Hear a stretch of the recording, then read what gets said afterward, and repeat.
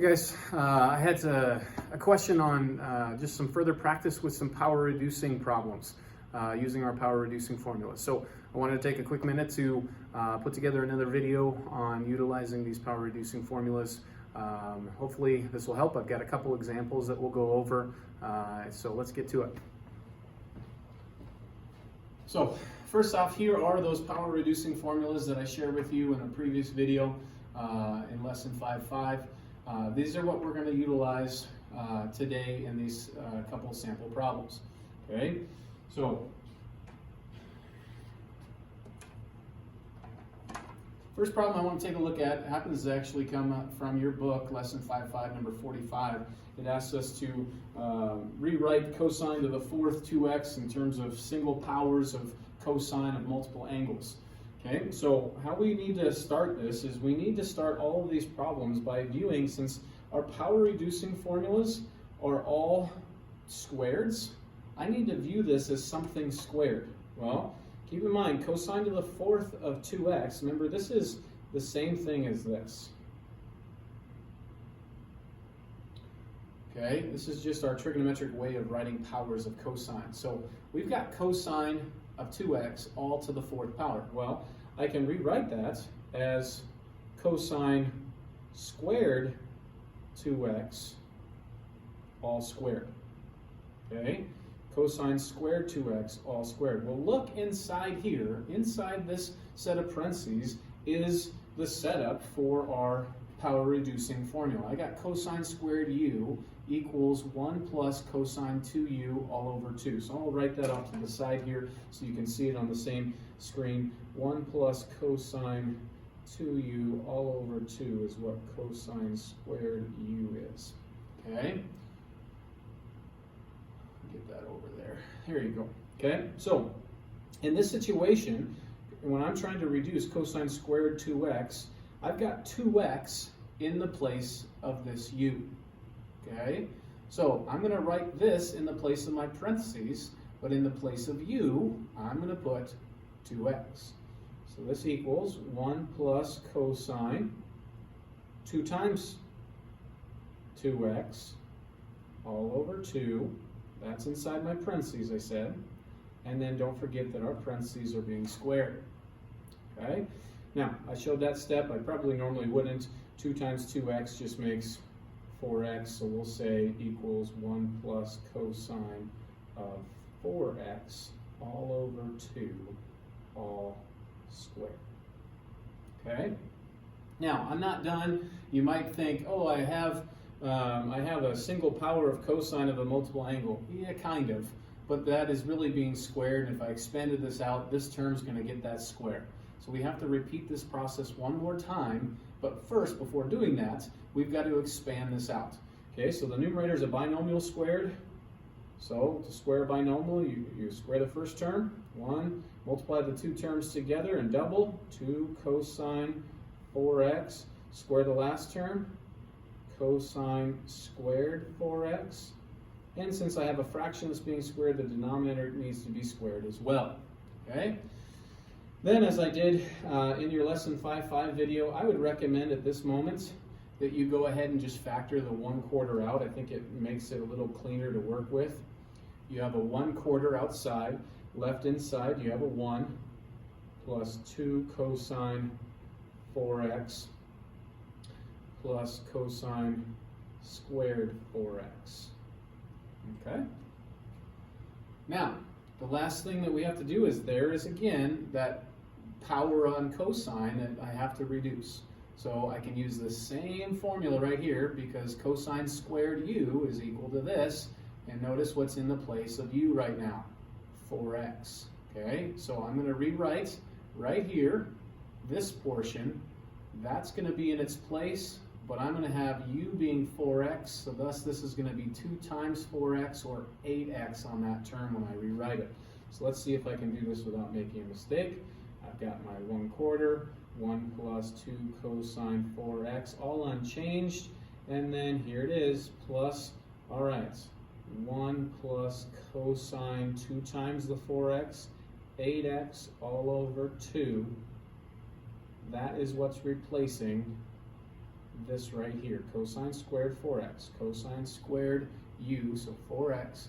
I've got a 1 plus 2 times 4x, making 8x all over 2 right in there. Okay? Now it's just a matter of cleaning this ugly expression up. I would go ahead and factor a half out of every single term. If I factor a half outside, then that's a half times a quarter. Factoring is like dividing. If I take a half out of 1, I have 2, right? Look what happens if I distribute that half in. That half times 2 goes back to that 1. Okay, if I took a half, divided a half into 2, I actually get 4 cosine 4x. I take a half out of this term, right, because I can picture splitting up this fraction as this fraction plus that fraction. So I have plus 1 plus cosine 8x. Okay, and then I'll do 2 steps here all together. I'm going to multiply those 2 fractions to make 1/8, and I'm going to combine my like terms right here and there, and that makes 3 plus 4 cosine 4x plus cosine 8x on the inside. Okay, so that right there should be your answer to that problem. Okay, so again, that's how you would do power reducing on that specific problem. And let's take a look at one other one before I close the video. Let's try one with tangent. Okay, so here is tangent to the 4th. This, by the way, I think I stole from question 47 in lesson 5.5. Tangent to the 4th, 2x. Okay, so obviously I'm going to use my tangent power reducing formula, and I'm copying it over from something I have here as a reference beside me. Tangent squared u equals 1 minus cosine 2u all over 1 plus cosine 2u. Okay, so that's the power reducing formula involving tangent. So just like the last problem, I'm going to go ahead and I want to view this as tangent squared somehow. Well, this is equal to tangent squared of 2x all squared. Okay, right? Remember your properties of exponents back in Algebra 1, and you have a power raised to a power, you multiply your exponents, and so that's why this works. So the inside of that set of parentheses looks exactly like this, with one exception. I've got 2x sitting in the place of u. Thus, when I rewrite the inside, I need to put 2x right in here and right here. Okay, so let's do that real quick. So that would read 1 minus cosine of 2 times 2x, which is 4x, all over 1 plus cosine 2 times 2x, or 4x. Now, that right there is just the part inside the parentheses. So thus, I still need to have my square. Okay, so we're going to do the same thing that we did on the last problem, where I now need to expand this. And notice my numerator and denominator are both binomials. So I square the first term, multiply the 2 terms together and double, minus 2 cosine 4x, square the last term, cosine squared 4x.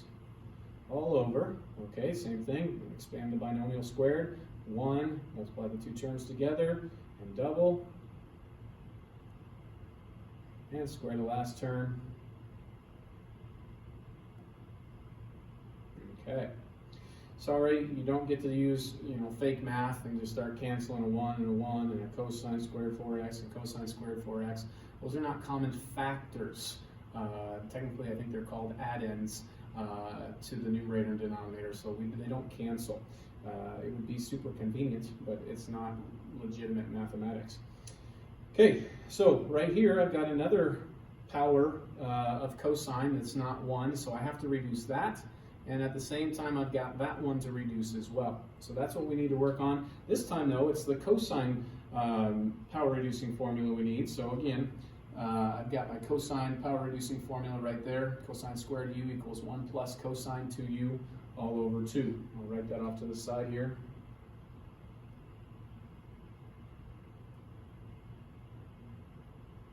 Okay, so this is what I need to reduce because that's the only thing that doesn't have a first power of cosine on it.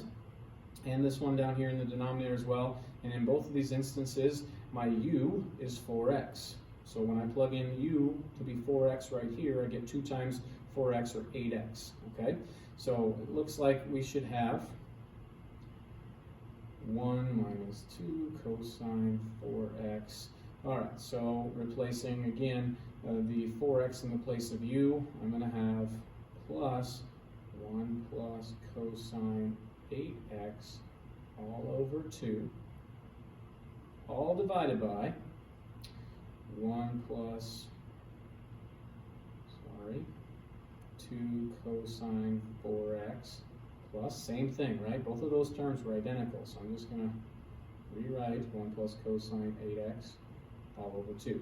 Now, this is a pretty ugly fraction. I would like to get a common denominator of 2, and that way I can have a fraction divided by a fraction and then invert and multiply. Okay? Or, better yet, a faster way of cleaning up a complex fraction is actually to multiply the numerator and denominator by the common denominator. So let's actually do that. This is a pretty slick trick. I'm going to go ahead and times this by 2 over 2. Okay? Perfectly legal to do. This is just a value of 1. Okay, so when I multiply this numerator entirely by 2, that first term turns into 2. The second term turns into 4 cosine 4x. This term turns into plus 1 plus cosine 8x all over. I'm doing the same thing in this denominator. 2 times that first term, 2 plus 4 cosine 4x plus 1 plus cosine 8x. Now we're pretty much done. We do have, there you go. So all I did there, if that was hard for you to see, is I just multiplied both the numerator, that expression right there, all the way across by 2, and this expression all the way by 2. Okay? And that's what that made. Now, we're pretty much done. The only thing left to really do is we've got like terms to combine, and that's it. Okay? So let's go ahead and combine those like terms. It's just a 2 and a 1, a 2 and a 1 on there as well. So I pulled a second whiteboard out here, a little bit shinier. Okay, so 2 and 1 makes 3.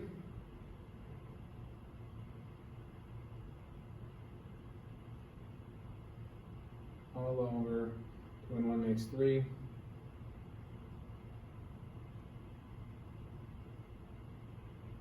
And that should be the end of the problem right there. We satisfied the directions of the problem. They wanted us to rewrite this in terms of single powers of cosine of multiple angles. So I've got cosine to the first power, cosine to the first, cosine to the first, cosine to the first, and then the cosines of multiple angles in both of those situations. Okay? So that's how you would finish out that problem. Hopefully this helps. Again, I am more than happy to take some time to answer any questions that you have. So keep sending the questions my way, and I'll do my best to get back to you. Otherwise, I'm signing off for right now. See you next time.